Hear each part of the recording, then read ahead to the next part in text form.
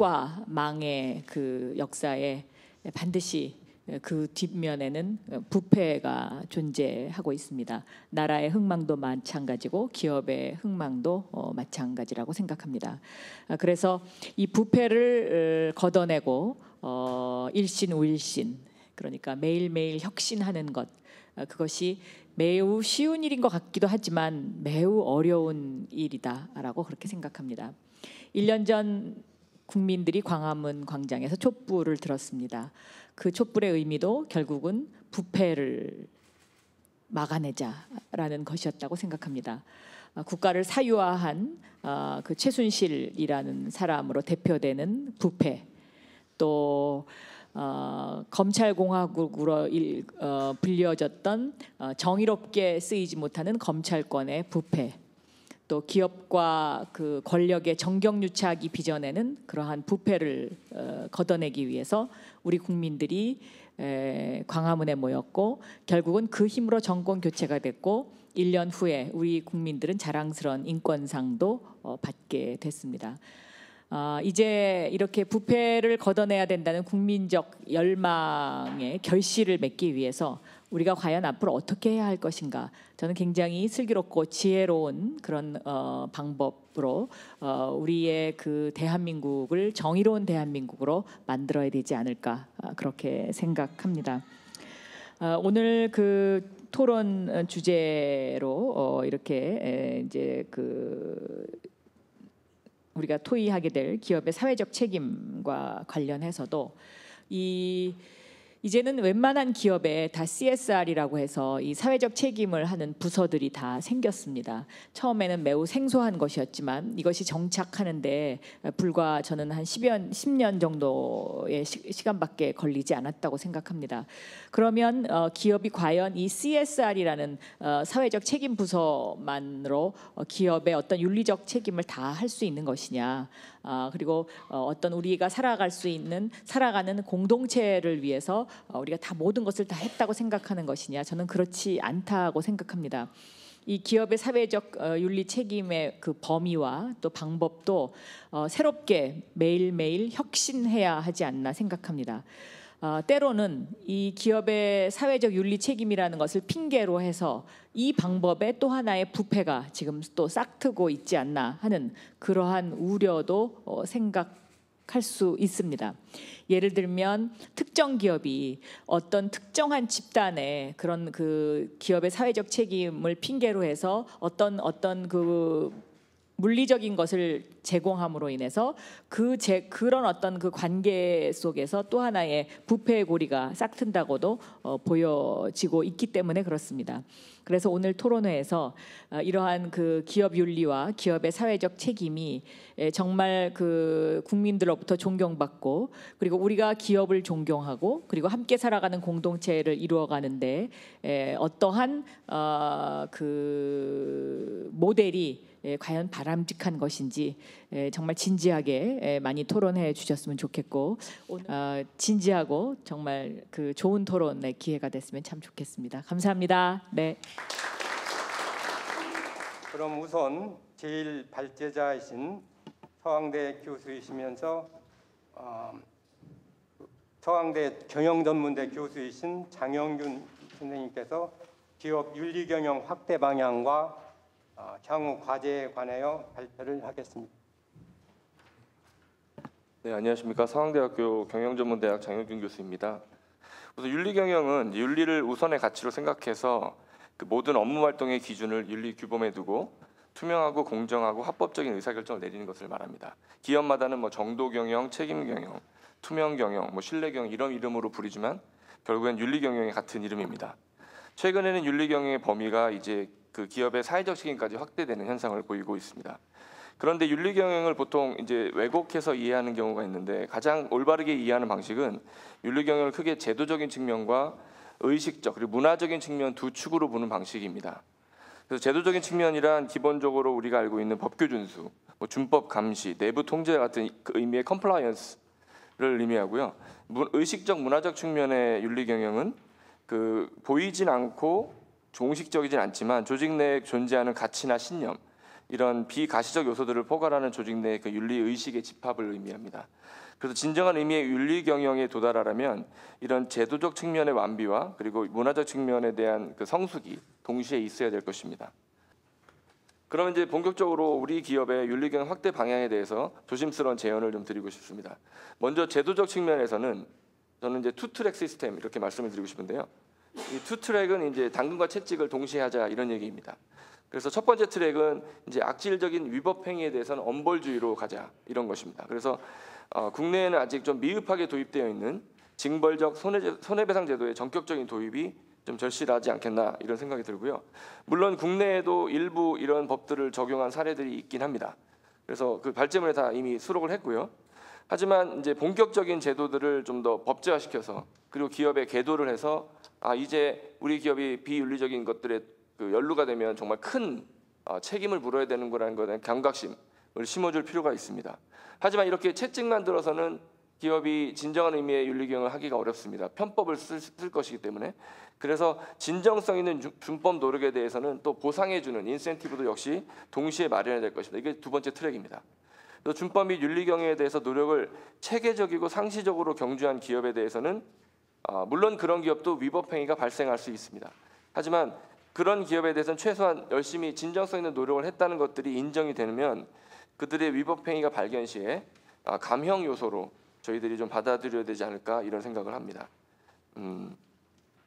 그래서 미국의 이제 연방 양형 지침에 따르면 이제 1991년에 그 체계적인 컴플라이언스 시스템을 갖추고 있는 기업의 경우에는 이 연방법을 위반해도 법원이 면책하거나 징계 수준을 좀 감면해 주는 이런 법들이 있습니다. 물론 이제 이것이 없는 경우는 중과하고요.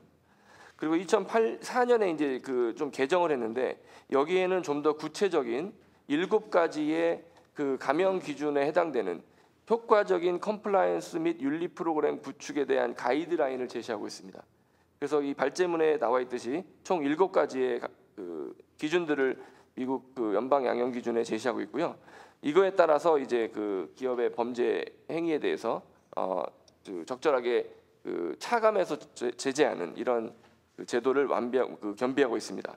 재밌는 게 이제 2004년에 개정됐는데 이 이후에 10년간 미국의 그 기업 범죄 기소 건수가 한 29.3% 감소했습니다.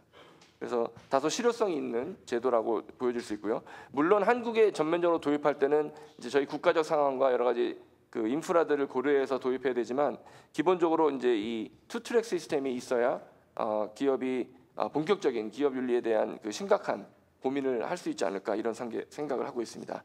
그리고 이 양형 기준에 따른 그 몇 가지 사례들을 제가 적어놨습니다. 그래서 미국 사례가 있고 국내 사례는 정확히 적용되기는 어렵지만 비슷한 유형의 사례들을 제가 수록을 했으니 필요하신 부분들은 나중에 참고하시면 될 것 같습니다.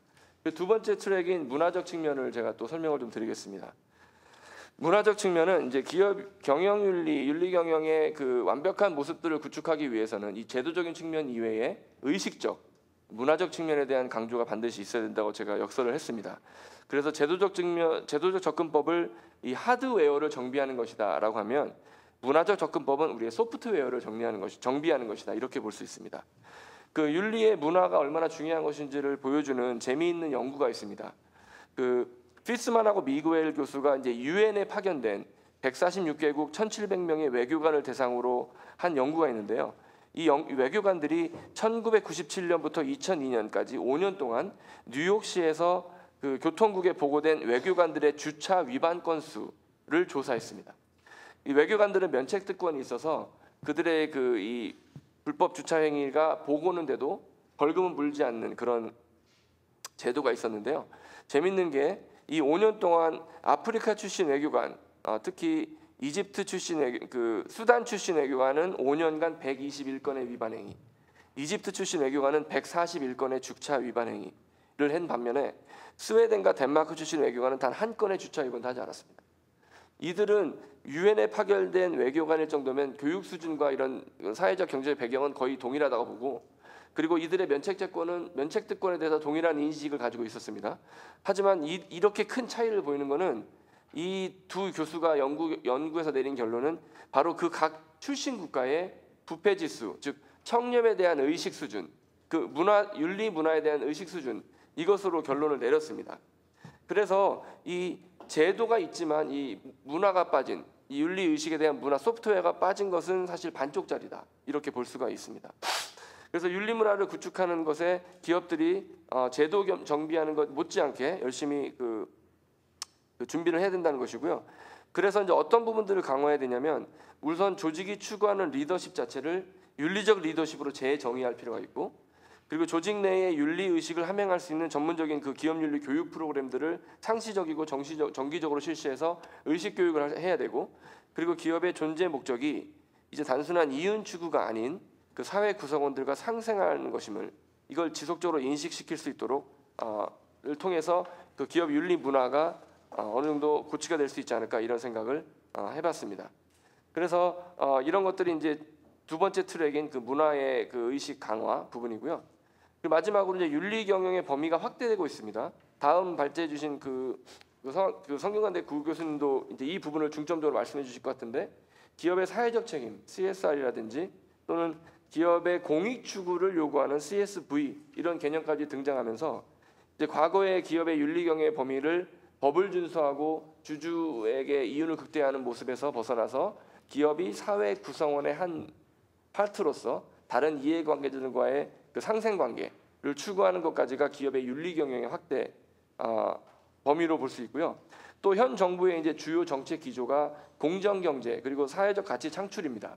그래서 기업도 이런 그 정책 기조와 정렬을 해서 기업 활동을 하게 되면 여러 가지 부분에서 시너지가 있을 수 있지 않을까라는 생각을 해봤습니다. 특히 이제 문재인 대통령이 의원 시절에 발의했던 사회적 가치 시절에 관한 기본법의 13가지 가치를 보면, 이런 것들이 보시면 양질의 일자리 창출이라든지 노동권 보장, 인권 보호, 안전한 근로, 기업의 사회적 책임 이행, 이런 것들은 그 기업에서 당면한 문제입니다.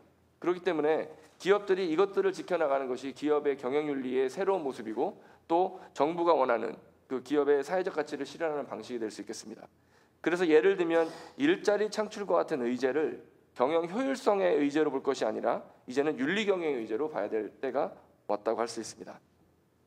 그래서 결론을 내리겠습니다. 크게 5가지를 결론을 내리고 마치겠는데요.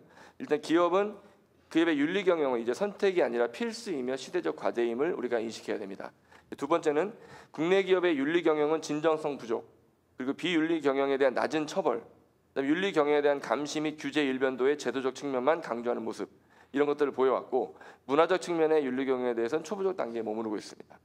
그리고 국내 기업의 윤리 경영 확대를 위해서는 이런 제도적 측면과 문화적 측면을 모두 고려해야 되는 것이 필요하다는 인식에서 시작되어야 하고, 제도적 측면의 윤리 경영은 투트랙 시스템으로 구현될 수 있는데, 악질적인 위법 행위에 대해서는 엄격한 처벌, 그리고 상시적 노력에 대해서는 보상을 동시에 부여함으로써 비윤리적 행위 예방의 실효성을 높이는 데 그 목적이 있고요.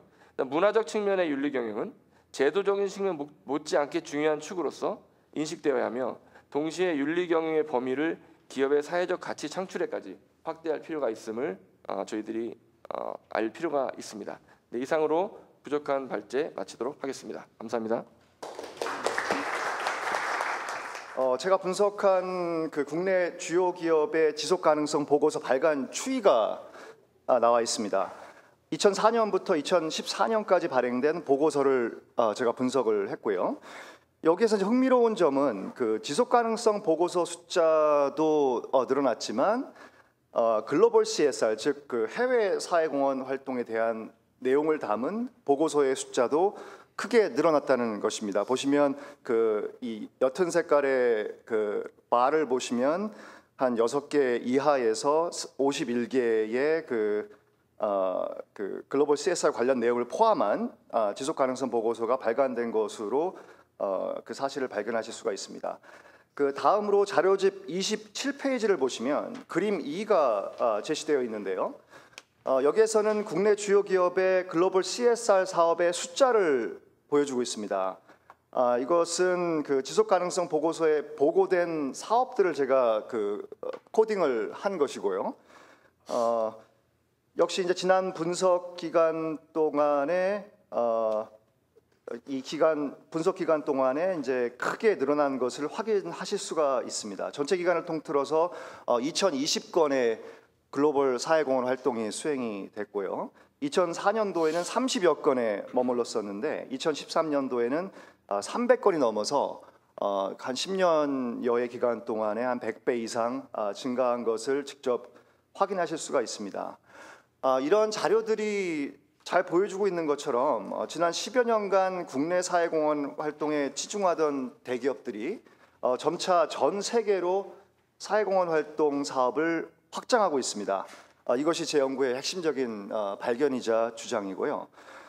삼성전자가 아프리카에서 태양광 패널을 이용해서 교실 내에 전기를 공급하는 그런 그 태양광 인터넷 스쿨 사업을 시행한 것이 대표적인 사례라고 할 수 있고요. 현대자동차가 가나, 인도네시아 등의 자동차 정비 전문 인력 교육센터를 설립하는 그런 사례도 있습니다. 또 추후에 제가 좀 사례를 또 몇 가지를 말씀을 드릴 예정이고요.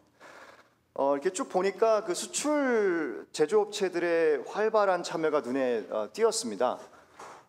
현대자동차, LG전자, 포스코, 삼성전자 등이 가장 적극적으로 글로벌 CSR에 참여를 한 것으로 나타나고요. 금융업과 같은 내수업종의 참여는 상대적으로 좀 적었습니다. 이제 제가 좀 본 연구의 좀 함의와 정책적 함의에 대해서 말씀드리도록 하겠는데요. 좀 자세한 내용은 이번 11월달에 한국사회학에 이 논문이 발행이 되기 때문에 좀 참고를 하시면 좋겠고 발제문을 참고해 보시면은 제 분석에 대한 자세한 내용을 아실 수가 있습니다. 시간 제약상 연구 함의와 정책적 방향에 대해서 말씀드리도록 하겠습니다. 우선 국내 대기업이 개도국을 대상으로 해서 그 사회공헌 활동을 활발히 펼치는 것은 저는 매우 고무적인 일이라고 생각을 합니다. 국내 기업들이 그 사업 영역을 전 세계로 확장하고 있고 이런 과정에서 여러 가지 그 평판 비용이라던가 외국인 비용이라던가 각종 비용과 위협에 노출될 수 있고 또 노출되어 있습니다. 이러한 외국 현지에서의 각종 비용과 위험을 줄이고 이런 그 사업을 원활하게 수행하기 위해서는 해외 사회공헌 활동이 일정한 기여를 할 수 있다라고 생각을 합니다. 말하자면 현지에서의 사회적 정당성을 확보하는 데 도움이 된다는 것이죠. 그러나 개선해야 될 점들도 적지 않았습니다. 전 4가지 정도로 요약해서 국내 대기업들의 글로벌 사회공헌 활동의 개선점, 문제점들에 대해서 말씀드리도록 하겠습니다. 첫 번째는 기업의 핵심 기술 및 그 역량을 이용해서 사업을 하는 경우가 굉장히 드물다는 것입니다. 사실 그 대부분의 기업들이 그 자사의 업종과 큰 관련이 없는 사업들을 진행하고 있었는데요. 가령 그 신한은행의 경우는 최근 글로벌 CSR 가이드북을 발간을 했습니다. 그 신한은행이 보유한 전 세계 20개국 150개 글로벌 네트워크에 이것을 보급을 했는데요. 문제는 해외 사회공헌 활동의 내용을 보면 나무 기부 활동, 그리고 그 도서관 설립 활동, 자전거 기부, 가전제품 지원 이런 것들이 대부분입니다. 어떤 것도 그 금융업종 기술과 이 관련된 것들이 아니죠. 따라서 그 기업 고유의 역량을 사업에 활용하지 못하다 보니 기업들은 대동소이한 사업을 진행하고 있습니다. 따라서 그 효과성을 담보하기 힘든 상황이고요. 반면에 그 KB 국민은행의 경우에는 아시지만 그 저소득층을 대상으로 하는 금융 지원을 하고 있고요. 그 사회공헌 활동으로서 이제 그 학생들을 대상으로 해서 금융 교육, 경제 교육 등을 하고 있습니다. 저소득 대상으로 한 그 금융 교육, 경제 교육 등을 하고 있는데 이 경우에는 이제 금융업의 본연의 업종 이런 성격과 기술을 반영해서 사회공헌 활동을 하고 있는 것이어서 좀 대조가 되는 그런 케이스라고 말씀드릴 수 있습니다. 두 번째는 소외계층을 대상으로 하는 사업의 비중이 아직 적다는 것입니다. 소외계층을 대상으로 한다고 적시한 사업의 경우에도 대부분 기부나 긴급구호 사업에 치중하고 있는데요. 이 같은 사업들은 주로 일회성 사업에 그치는 경우가 대부분입니다. 소외계층은 단순한 시의 대상이 아니라 그 새로운 가치 창출의 주체로 보는 그 발상이 전환이 시급하다고 봅니다. 그 CSV 소위 그 공유 가치 창출을 주장했던 그 포럴 크레이머 교수가 주장했던 가장 핵심 내용이 그것입니다. 그 바텀업 피라미드에 있는 그 소비자들을 그 시혜나 자선의 대상으로 볼 것이 아니고 이 사람들이 구매력을 미래에 갖출 수 있는, 따라서 사업을 같이 할 수 있는 그런 파트너로 보는 그 발상의 전환이 필요하다라고 이야기를 했는데요. 저도 같은 그런 결론에 도달했습니다. 그 세 번째 문제점은 글로벌 CSR의 목표 및 전략이 부재하다는 것입니다. 그리고 부적절하기도 하고요. 뭐 아시다시피 우리 정부가 그 개독을 대상으로 해서 국제개발 협력 사업을 하고 있고 2016년 현재 약 2조 8천억 원 정도의 원조 사업을 수행하고 있습니다. 그래서 국제개발 협력을 할 때 어떤 전략을 갖고 해야 될지에 대해서 그걸 CPS라고 하는 형태로 국별 지원 전략을 잘 만들어 놓은 상태입니다. 그러나 제가 그 456건의 보고서를 들여다 보니까 이 그 정부의 전략이라던가 그 ODA 전략이라던가 이런 국별 지원 전략 이런 것들을 언급한 경우는 한 경우도 없었습니다. 그리고 그 SDG와 같은 그 국제 규범을 언급한 경우도 매우 드물었고요. 마지막으로 정책 제언에 대해서 말씀드리도록 하겠습니다. 저는 그 기업이 사업 보고서를 제출을 할 때 사회적 책임 관련 사항을 의무적으로 보고하도록 할 필요가 있다라고 생각을 합니다. 여기에는 이제 물론 글로벌 사회공헌 활동도 포함이 되고요. 현재 대부분의 기업들이 지속 가능성 보고서에 그 CSR 관련 내용을 포함하고 있습니다. 물론 글로벌 CSR 사업의 내용도 여기에 공개하고 있고요. 그런데 기업별로 정보 공개 수준의 편차가 매우 큽니다. 어떤 기업은 굉장히 성실하게 뭐 수십 페이지에 걸쳐서 글로벌 사회공헌 활동에 대해서 공시를 하고 있고 어떤 기업은 매우 형식적으로 한 두세 페이지에 걸쳐서 형식적으로 그 작성한 경우가 매우 많습니다. 이런 그 편차가 굉장히 크기 때문에 CSR 사업의 그 투명성 제고를 위해서 CSR 전반에 대한 정보가 공개되어야 될 거라고 생각을 합니다. 특히 요즘 그 연기금의 사회적 책임 투자에 대한 논의도 매우 활발하기 때문에 투자자들이 기업들이 행하고 있는 사회공헌 활동에 대한 다양한 정보를 받아보는 것이 투자를 결정할 때 매우 중요한 정보가 될 것으로 생각을 합니다. 여기에는 당연히 그 글로벌 CSR 사업과 관련된 예산의 규모, 그다음에 사업 분야 및 형태, 파트너 기관 등에 대한 정보가 포함이 되어야 될 것으로 봅니다. 기업의 비재무 정보 보고의 의무가 전 세계적으로 사실은 강화되고 있습니다. 뭐 아마 잘 알고 계실 것으로 생각을 하고요. 특히 유럽에서 이런 노력이 굉장히 활발한데요. 특히 덴마크 같은 경우에는 그 기업의 사회적 책임 관련 보고서 발행을 법적으로 의무화하고 있습니다. 그리고 그 영국이나 프랑스, 독일도 뭐 여러 가지 명칭이 있는데 그 신회사법, 뭐 신경제규제법 이런 다양한 명칭을 갖고 있는 법률을 통해서 환경, 근로 환경, 복지 후생, 하도급 그 업체의 중요성, 지역 공동체와의 이익 활동 등에 관련된 그 비재무적 정보에 대한 보고를 의무화하고 있습니다. 그리고 올해 유럽 연합이 그 모든 회원국을 대상으로 해서 그 직원 수가 500인 이상인 기업들에 대해서 올해부터 비재무 정보를 의무적으로 공시하도록 그 법률을 만들었습니다. 한국의 경우는 이제 국제적 관행과 매우 거리가 있고요. 비재무 정보 제공이 아직 법적으로 이루어지지 않고 있습니다. 올해 들어 사회적 책임 공시가 명문화된 그 자본시장과 금융투자법에 관한 법률 개정안이 지난 3월 그 국회 정무위원회를 통과했습니다. 현재 지금 국회 법사위에 계류 중인데요. 사실 이 그 자본시장법 개정안은 그 박선수 의원이 2010년도에 처음 발의를 했고요. 그리고 이원주 의원, 그 홍일표 의원 등이 약 20-30명의 국회의원과 더불어서 2013년에 같은 개정안을 발의를 했습니다. 그러나 정무위원회에서 거기에 대한 그 좀 반대 의견을 내서 아직 통과가 안 됐고 지금 현재 법사위에 다른 법률안이 계류가 돼 있는 상태입니다. 이 개정안에는 그 사업 보고서 제출 대상 법인은 사업 보고서에 기업의 사회적 책임에 관한 사항으로서 대통령령이 정하는 사항을 기재할 수 있다는 내용이 포함되었습니다. 이 개정안이 그 성공적으로 국회 본회의에서 통과하는 것이 기업 윤리 및 사회적 책임성 강화를 위한 매우 중요한 한 걸음이 되지 않을까 그렇게 생각을 합니다. 이것을 제 결론으로 가늠을 하고요. 경청해 주셔서 대단히 감사드립니다. 기업 윤리는 사회적 책임이나 법적 책임을 묻기 위한 전제가 아니라 기업 스스로 투명한 경영을 통해서 내부에 숨은 리스크가 발생하지 않게 하면서 기업의 안정적 성장과 발전을 도모하기 위한 것입니다. 이를 통해서 고용 촉진은 물론 국가 경제 발전에도 기여할 수 있을 겁니다.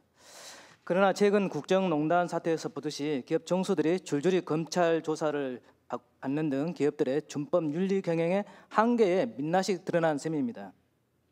또 얼마 전에는 대기업 최고 경영자가 힘없는 자기의 운전기사 등 이런 직원들에게 불법 부당행위를 해서 이런 행태가 잇따라 폭로되면서 이른바 갑질 이로 인해서 해당 기업들의 이미지가 상당히 실추된 바 있습니다. 심지어는 매출이 대폭 감소되면서 이제는 기업 총수, 기업의 주주나 종업원들이 기업 총수의 말하자면 오너 리스크라 할까요? 이거를 걱정해야 할 그런 지경에 이르렀습니다. 이러한 상황은 기업이 스스로 윤리 경영 또는 준법 경영을 할 것이라는 믿음을 사라지게 하였고 대기업이 추구하는 글로벌 사회적 책임과도 맞지 않는다 할 것입니다. 그래서 저는 이제 세 가지를 제시를 하려고 합니다. 첫 번째로는 준법 지원인 제도를 정착시키는 것, 두 번째로는 징벌적 손해배상 제도를 확대할 것이 필요하다는 것, 세 번째는 포괄적 집단소송제가 필요하다. 이 세 가지를 말씀드리겠습니다. 간단히 말씀드리겠습니다. 먼저 준법 지원인 제도를 제대로 정착시켜서 경제 분야의 법치주의를 실현해야 할 필요성이 있습니다. 이 상법상 준법 지원인 제도는 현재 기업 내부의 의사결정과 업무 집행에 법률 전문가가 상시적으로 법적 위험을 진단 관리하고 기업의 윤리 경영을 실천하기 위한 예방적인 제도입니다. 이 준법 지원인 제도는 국제 규범에 걸맞는 기업의 투명성과 책무성을 다하는 데 크게 기여할 것입니다. 그런데 지금 금융감독원 자료에 의하면은 작년 6월 현재 준법 지원인 선임 대상 기업이 자산 총액 1조 5천억 이상입니다. 그런데 상장사 311개사 중에서 58%에 해당하는 183개사만 준법 지원인을 두고 있고 41%는 아직 선임하지 않고 있습니다. 그래서 이러한 제도를 활성화하기 위해서는 자산 총액 지금 1,000억 원 이상인 상장 회사로 준법 지원인 제도가 확대될 것이 필요하고 현재 준법 지원인을 선임하지 않아도 아무런 제재가 없습니다. 그래서 미선임 기업에 대해서는 과징금 등 제재가 필요하며 준법 지원인을 선임한 그런 기업에 대해서는 과징금을 경감하는 등 인센티브 부여가 필요합니다. 궁극적으로는 법률 수요자인 기업이 준법 지원인을 선임하는 것이 그렇지 않은 것보다 훨씬 이익이다. 이런 인식을 가져야 할 것이 필요합니다.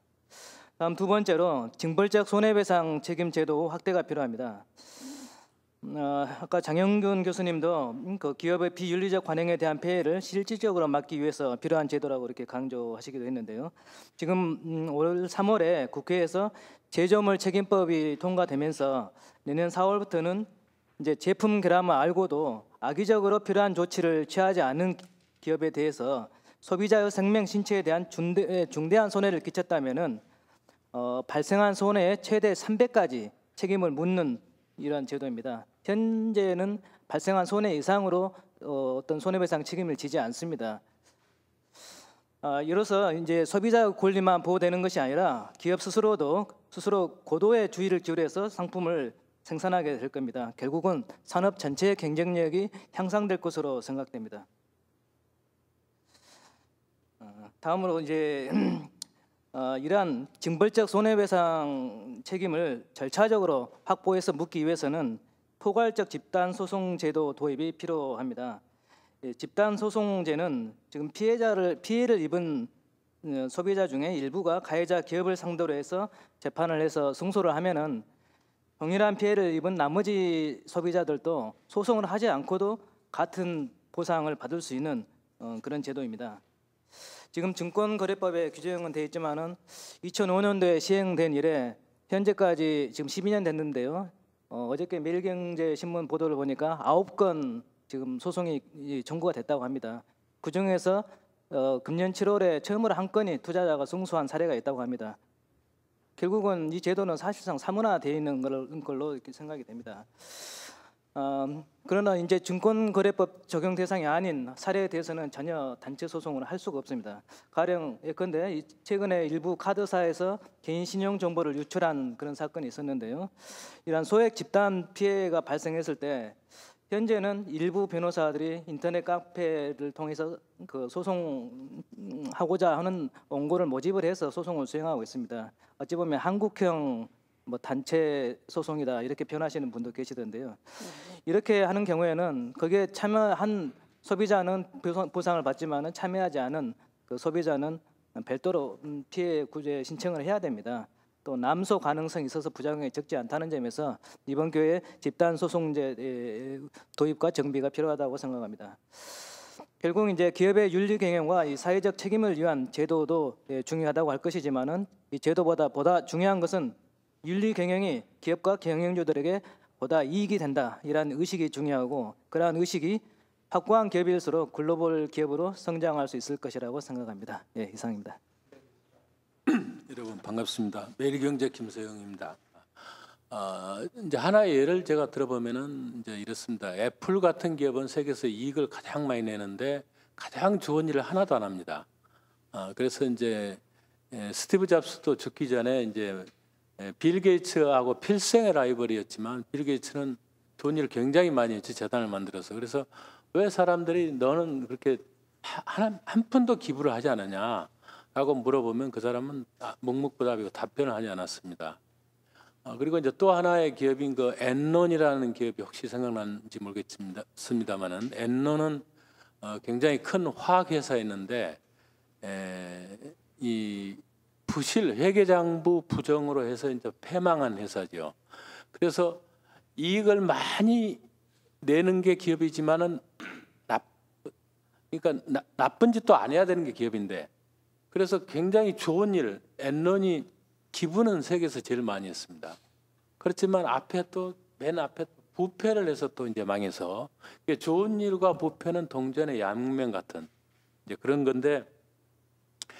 그래서 아까 그 스티브 잡스 같은 경우에서 우리가 조금 생각해 볼 수 있는 것은 기업이 가장 중요한 것은 역시 세계적인 경쟁력 있는 기업이 돼서 돈을 많이 벌어서 많은 사람을 고용해주고 세금을 많이 낸 게 최고 좋은 이제 방식인데. 그래서 우리가 경제부총리한테도 이제 왜 기부금을 지난번에 기부금 손비처리를 확 줄였습니다. 그래서 왜 사람들이 이렇게 해서 손비처리를 줄여서 기부를 못하게 하느냐라고 물어보면 가장 좋은 기부는 세금이다라고 말합니다. 아주 세금도 중요합니다.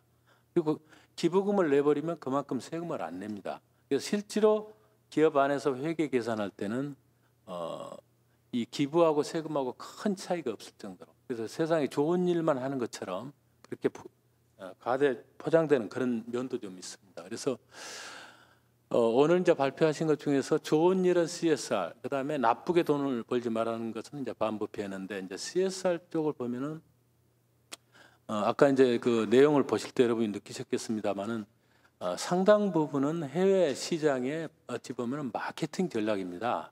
우리가 굉장히 천사다. 우리가 천사 만드는 기업 걸 많이 사다오. 그래서 우리나라 기업도 그러면 그 시장이 좀 돼야 됩니다. 그래서 큰 시장인 인구 많고 발전하는 시장, 중국, 그렇죠? 그다음에 인구 많은 인도, 인도네시아, 브라질 이런 데 가서 돈을 막 쓰죠. 그러면 또 이제 이미지도 좋아지고 또 팔고 그런 면에서 지금 이제 전략을 쓰고 있는데. 그래서 어떤 면에서는 저는 이런 연구를 하시면서 국내 와서 해외 기업들이 얼마나 좀 기부를 하고 있는가 지금 얘기는 그게 하나도 없는데 제가 알기로는 너무나 안 하고 있어요. 근데 우리나라 삼성이나 힘 있는 데는 또 미국 가서는 많이 합니다. 왜 그러겠습니까? 미국은 힘이 센 깡패 같은 나라거든요. 그러니까 깡패한테 갖다 돈을 바치거나 아니면 내가 돈을 많이 벌 수 있는 내가 착한 사람으로 보이는 둘 중 하나로 돈을 쓰고 있는 겁니다. 그래서 우리 같이 어중제비 나라들은 받아먹지도 못하고 이러고 있는 겁니다. 그래서 제가 보기에는 이제 CSR보다는 그런 면에서는 반부패 쪽이 약간 더 커 보인다. 우리 이제 그쪽에서. 근데 그다음에 이제 최근에 스튜어드십으로 주주, 그러니까 우리나라 가장 큰 주주는 어디입니까? 국민연금이 제일 크죠, 그렇죠? 국민연금. 그다음에 각종 연금들. 그래서 나가서 그런 기관 투자가들이 그러니까 삼성 같으면 삼성전자 지분의 22%가 삼성 계열사 등등. 그다음에 뭐 외국인이 한 50%. 그다음에 국민연금하고 몇몇 기금들 합치면은 제가 보기에는 한 20% 될 거예요. 그러니까 이제 그런 기금들도 나가서 얘기를 막 하자라는 게 이제 스튜어드십인데 이제 다만 우리가 그 최근에 5분이 넘어버린 것 같아요. 예, 넘었습니다. 그럼 끝내야 돼.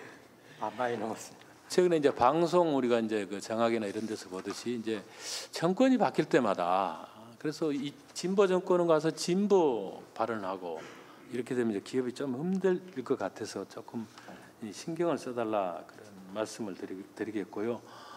한마디만 더 보탠다면 아까 이제 그 이 교통 법규 위반을 누가 했냐고 얘기를 했는데 스웨덴, 노르웨이는 하지 않고 이제 수단 뭐 아프리카는 많이 했다는데 제가 이제 그 최근에 기본기가 충실한 독일에서 배운다라는 책을 보니까 독일에서는 가장 존경받는 사람이 1위부터 몇 위까지가 역사상 존경받는 사람의 1위가 정치인이더라고요. 그러니까 독일에 얼마나 뭐 슈바이처 박사도 있고 수많은 그 뭐 괴테도 있고 다 있는데도 1위가 그런데 독일의 교육은 절대 거짓말하지 마라. 거짓말이 제 1위의 큰 죄입니다. 독일은. 그래서 우리도 이제 문화가 이게 이제 그러니까 부패를 한다고 하는 것은 아까 교통법규를 위반하지 않을 정도 그게 전 국민이 머릿속에 있어야지. 기업 안에서도 이렇게 볼 때 좀 이상한 사람이 나타났다. 부정을 한 말이죠. 그래서 이 전체적인 교육 또 요즘 굉장히 폭력배가 많이 나오고 있는데 그래서 전체적인 교육 문화가 기업만 딱 아이솔레이트해서 너희들만 문화적으로 되라. 그것은 곤란하다. 전 국민이 그렇게 된다. 조금 길었습니까? 예. 죄송합니다. 감사합니다. 예, 감사합니다. 다음에 이정희 중소기업 학회장이시며 중앙대 경제학부 교수이십니다. 네, 반갑습니다. 예.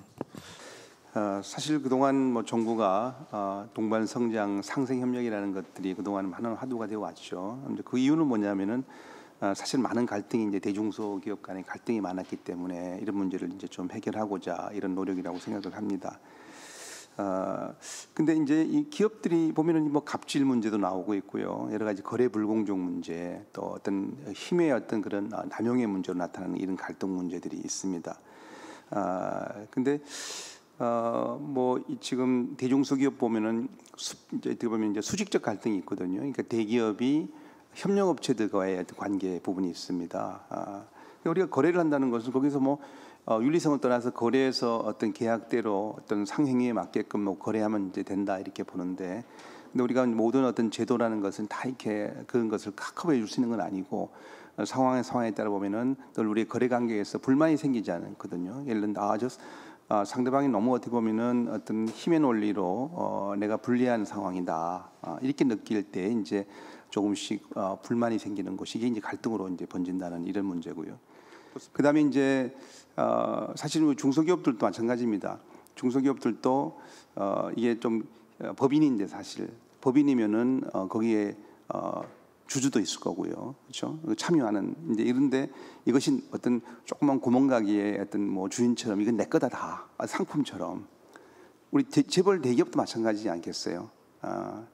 이러다 보니까 그런 내 거라는 소유에서 나타나는 이러한 행동이 어떻게 보면 이게 좀 비윤리적이고 또 사회적 책임이 부족한 이러한 행위가 나타날 가능성이 상당히 많다고 봅니다. 이런 부분들은 왜냐하면 이거는 그 중에 내 몫이 좀 크지만은 그러나 파트너를 존중하는 이런 문화가 좀 부족했다 이런 부분들이 나타나고 있는 것 같습니다. 그래서 지금 아까 CSR 같은 경우도 국내든지 국외든지 우리 그 기업들이 어떤 이런 CSR 이런 부분들을 너무 마케팅적인 차원에서 접근하고 있지 않은가 하는 문제거든요. 마케팅에 우리가 코즈 마케팅이 있거든요. 이게 뭐냐면 기업들이 이런 어떤 뭐 사회적 책임을 하고 이런 것들이 결국엔 전부가 기업의 자사의 어떤 이익과 연결되는 부분이에요. 이미지 관리를 위해서 결국에는 자기네 매출 증대를 위해서 하는 것들이죠. 근데 사실 우리가 이런 코즈 마케팅으로 가게 돼버리면 기업들이 전부 다 생색내기용의 어떤 그런 행위가 이루어질 수밖에 없는 문제가 있습니다. 아까 우리 구 교수님도 뭐 해외에서 막 이렇게 분석을 하셨지만은 그렇게 나오는 이유가 바로 그렇습니다. 별로 나이가 생색이 나지 않는 내 기업들이 어떤 보면은 면모가 새기지 않는 이런 부분들은 별로 상당히 인색할 수밖에 없는 이런 거죠. 그 사실 그렇게 보면은 사회 CSR의 진정성은 별로 없는 거죠. 사실은 너무나 어떤 소개 목적을 이루기 위한 이런 행동들이 이지 않는가 이렇게 보는 것이고요. 그다음에 이제 뭐 예를 들면 이런 것도 있습니다. 프랜차이즈 아까 말씀드린 편의점이 요즘 유통 쪽에서 가장 좀 이렇게 잘 나가는 업태입니다. 그럼 한 10% 정도 남들은 전부 다 뭐 2~3% 정도로 아주 성장률이 낮은데 편의점은 한 10% 이렇게 아주 높은데 그러면은 가맹점 우리 대표들한테 사장님들한테 물어보면은 본부는 이렇게 10%씩 성장했는데 가맹점은 전년 대비 얼마나 성장했을지 물어보면은 성장이 없다는 거죠. 이럴 때 그러면은 가맹점 입장에서는 자 남들이 볼 때는 편의점이 장사가 잘 돼서 돈이 많이 번다 그러는데 사실 나는 내 몫은 별로 이렇게 늘어나는 게 별로 없는 거죠. 그러면 이럴 때 가맹 본부가 이런 가맹점들을 위해서 어떻게 법적으로 나는 할 것을 다 했기 때문에 문제가 없다라고 거기서 끝일 거냐 이런 자세들이 문제라고 생각합니다. 그래서 지금 그 우리 기업들이 작은 기업이든지 큰 기업이든지 간에 저희 학회에서 저희 학회가 요즘 이제 저희들이 운동하는 것 중에 하나가 사실 또 일하고 싶은 직장 만드는 거거든요. 중소기업도 인재가 와야 되는데 인재가 왜 안 올까 했더니 우리 중소기업 내에도 많은 문제가 있어요. 왜냐하면 거기서 우리 직원들을 존중하고 배려하는 부분들이 적게 되면은 아무래도 그래서 이런 문화들이 조금씩 우리가 만들어져 가야 되는 그래야 이제 우리가 말하는 늘 뭐 CSR 우리 저기 뭐 기업 사회적 뭐 기업의 윤리 문제를 우리가 늘 이야기하고 있습니다만은 아까 말씀드렸듯이 그런 마케팅적인 차원에서는 성과 내기가 쉽지 않을 거다. 겉으로는 아까 뭐 지속 가능 보고서 같은 거 좀 많이 나오거든요.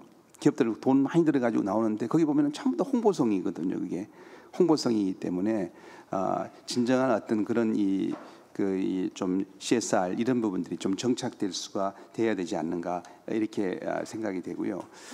아마 저는 그렇게 우리가 신뢰관계를 배려하는 존중하는 것들이 생기고 그러니까 기업 내에서도 우리 직원들을 존중하고 배려하는 문화 그다음에 거래 관계에서도 상대방 거래 파트너를 존중하는 이런 문화가 하게 되면은 당장은 어떻게 보면은 이익이 많이 들어가지 못하고 때로는 비용이 좀 더 들어갈 수 있지만은 결국에는 이제 궁극적으로 볼 때는 기업들의 그게 경쟁력이 될 수 있다는 것들이 우리 기업들이 잘 좀 인식할 필요가 있다 이런 생각이 듭니다.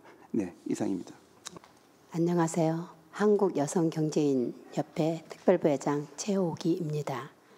이 대기업과 중소기업 간의 양극화 현상을 줄이고 중소기업을 육성하며 지원하기 위해서는 정부의 적극적인 관여가 필요하고 정부의 정책적인 방안들 또한 꼭 필요합니다. 정부가 적극적으로 더 개입하여 대기업과 중소기업 간의 상생관계를 조성하기 위한 방법으로는 정부는 중소기업에 대한 대기업의 납품 대금 결제 주권을 개선하고 현금성 결제를 확대하기 위하여 대기업에 대한 정부의 세제 지원이 필요함을 느끼고 대기업과 중소기업 간 임금 격차 완화를 위해서 노사 간 상생협력의 임금 교섭을 위해 적극적으로 지원이 필요하다고 생각되고 있습니다. 대기업과 중소기업 간 인력 교류를 촉진하기 위하여 필요한 경우 인건비의 일부를 지원하는 방안을 마련하면 더욱 좋을 것 같습니다. 세 번째로는 근로자의 최저임금 단가를 조정하는 것입니다. 현재 임금은 기업 경영에 있어 가장 효과적인 동기 유발 요인으로서 기업은 근로자들의 동기 유발을 통하여 임금의 지급이 직무의 특성, 개인의 능력, 그리고 업적과 연동되어야만이 경영의 능률과 효율을 향상시킬 수가 있으며 일반적으로는 중소기업은 대기업에 비하여 임금 수준과 복리후생 또 모든 수준이 낮기 때문에 우수 인력을 채용하기 위해서는 상당한 애로점을 겪고 있습니다. 그러기 위해서는 사실 여기에 이렇게 비슷한 학회에서 많이 나오셨는데 이 우리 대학에서의 교육도 조금은 좀 수정되어야 되지 않을까 생각합니다. 사실 대학에서 대기업 위주로 취업이 얼마큼 되었냐에 대한 거에 대해서 굉장히 그쪽으로만 치우쳐 많이 있다고 생각되고 있습니다. 그런데 우수 인력들이 중소기업에 들어가서도 그 기업을 내가 이렇게 중소기업에 들어가면은 다양한 업무를 접할 수가 있고 내가 중소기업에 들어가서 그 중소기업을 더욱더 발전시켜서 성장시킬 수 있다는 것에 대하여 조금 이 대학에서도 더욱더 그런 교육이 절실히 필요하다고 생각되고 있습니다. 네 번째로는 근로자 개인의 동기부여 시스템 도입이 필요하다고 사료됩니다. 중소기업에 입사하면 조금 전에 말씀드렸다시피 중소기업에 입사하면 임금도 낮고 또 개인 성장에 한계가 있다는 기존의 인식이 있습니다. 그런 인식을 깨트리고 본인의 노력에 따라서 얼마든지 내가 이 중소기업을 성장시킬 수 있으며 사실 우리나라의 대기업도 중요하지만 중소기업이 더 중요하다고 생각하고 있습니다. 그러기 위해서는 사실 중소기업에서는 우수 인력을 채용해서 이렇게 좀 성장시키고 싶어도 우수 인력을 채용할 수가 없습니다. 대기업에서 모두 우수 인력을 먼저 선취해서 사실 중소기업에서는 더욱더 힘들고 또한 이 소중소기업에서는 더욱더 인력 채용이 우수 인력은 특히나 더 힘들고 그 또한 또 지방에서는 더더욱 힘듭니다. 지방에는 아예 내려올 생각을 하지를 않고 있습니다. 그러한 점들을 우리 대학에서나 또 가족, 저부터 이렇게 부모이지만 이 학부모들도 너무 대기업의 의주가 아닌 중소기업 가서도 정말 얼마든지 잘할 수 있음을 조금 교육적으로 좀 더 이렇게 필요하다고 생각되고 있습니다. 이렇게 같이 세 번째, 네 번째는 같이 연동된 내용입니다. 그래서 저는 오늘 이 자리가 이게 조금 전에 이렇게 말씀하신 발제자 두 분 교수님 또 토론자분들의 많은 기감이 됩니다. 공감도 되고 저도 뭔가 좀 더 윤리적으로 또 내가 기업 경영을 하면서 좀 더 내가 나아가서 사회 공헌도 필요하다고 느끼고 있습니다. 감사합니다. 우리나라 부패가 어느 정도 상황인지 잘 모르실 겁니다. 왜냐? 잘 모를 수밖에 없습니다. 현업에서 열심히 학문을 가르치시고 하기 때문에 부패가 이 수준이 과연 어느 정도인가 잘 모르실 겁니다. 그래서 제가 그 관계되는 제가 국민은행의 부패에 쭉 고발도 해왔고 내부자로서 고발해왔고 근데 사실은 조세를 포탈해서 이 국세청이 추징한 세금까지 횡령을 해먹는 사태가 벌어졌습니다. 제가 이제 국민은행에 있어서 지점장할 때 조합장했을 때 LIG 손해보험이 있었습니다. LIG 손해보험은 투기자본감센터가 이제 고발해서 2,150억의 사기의음을 발행했는데 이 사기의음 대전을 이제 갚아야 됩니다.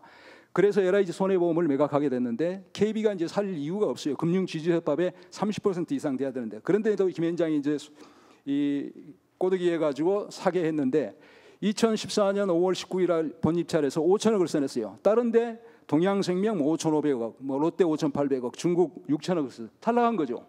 그런데 이상한 일이 벌어진 거예요. 6월 10일 날 이병기가 국정원장이 되었어요.